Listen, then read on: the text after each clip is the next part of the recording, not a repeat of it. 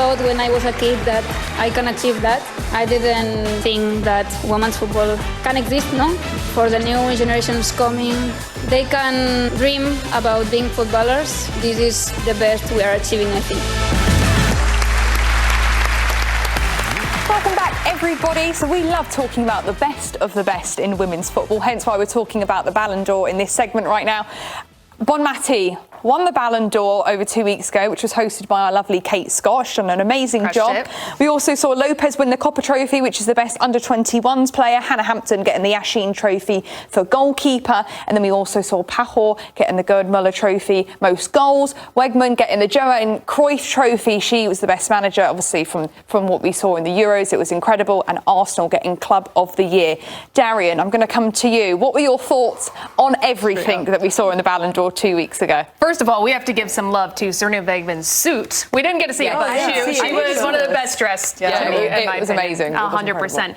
I mean, I think it's brilliant. I think Beattie on most days out of the year is one of the best players in the world. Don't get me wrong. I think she deserves all of her flowers. But this year, she did not deserve this tournament. This award, due to her being out from injury. She didn't have her best season with Barcelona. And I think if we're measuring the Ballon d'Or via trophies and the hardware that your team takes home, Barcelona didn't win Champions League.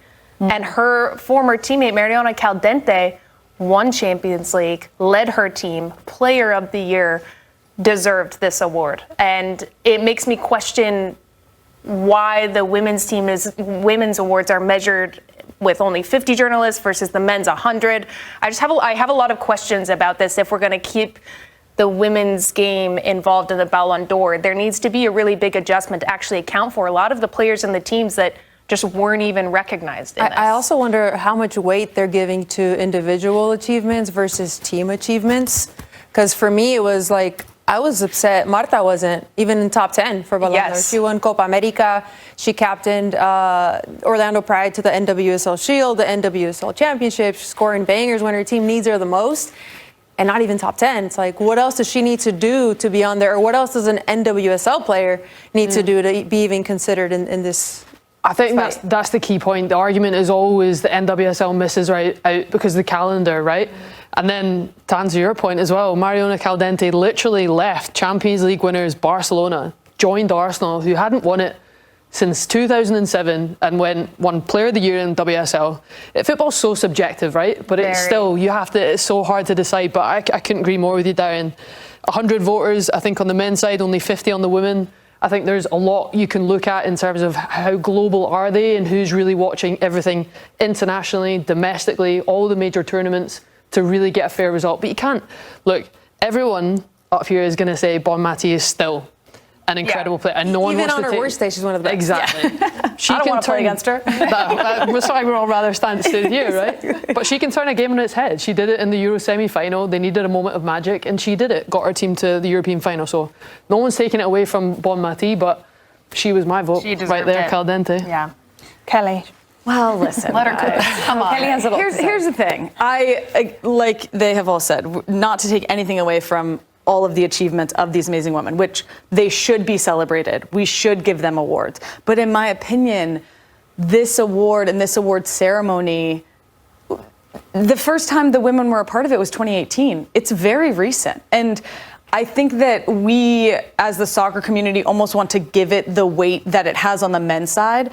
But I just don't think that it is the right format. For instance, the voting. Who's voting? You know, how many? What do they know about these players? I think we got to come up with something different. Anybody with me? I'm even like brainstorming. We're talking about Marta. I'm like, why isn't there a Marta award? Right, this is your favorite player's favorite player. Right. Probably all of ours at some point in our lives. Why don't we integrate legends of the women's game into this that makes it feel like an honor that feels so much closer to us? I also wonder like how we can shift it for it to not be so European based. Yeah, we know there's amazing talent in Europe, but really it's all over the world. And the NWSL to me is one of the best leagues in the world. There's also talent in the Liga MX that we never talk about. But Les Omers, she made the move she's over at Toluca now.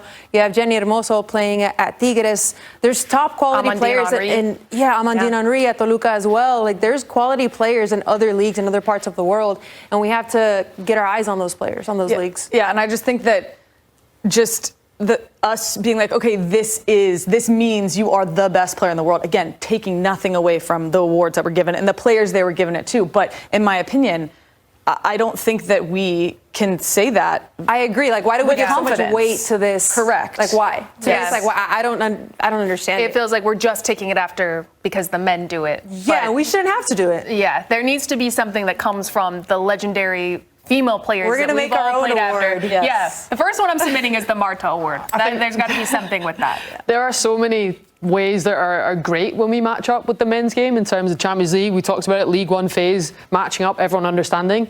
But Ballon d'Or, I couldn't agree more with what everyone's saying. I think there's another process that we can come to make it sure we're calling the best player in the world. It's true fairness of a global vote. And with the men as well, it's like Dembele, he won the Champions League. I feel like for the men, you have to win the Champions League really to get the Ballon d'Or. But with the women, it's different. So it's different how they measure the success.